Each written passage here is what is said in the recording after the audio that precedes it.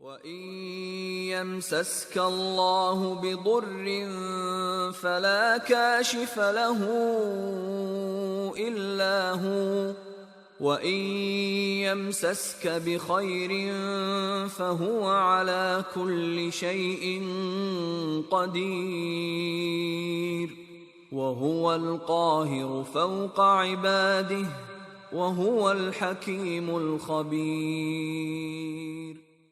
اور اگر خدا تم کو کوئی سختی پہنچائے تو اس کے سوا اس کو کوئی دور کرنے والا نہیں، اور اگر نعمت و راحت عطا کرے تو کوئی اس کو روکنے والا نہیں، وہ ہر چیز پر قادر ہے، اور وہ اپنے بندوں پر غالب ہے، اور وہ دانا اور خبردار ہے۔ And if Allah should touch you with adversity, there is no remover of it except Him. And if He touches you with good, then He is over all things competent.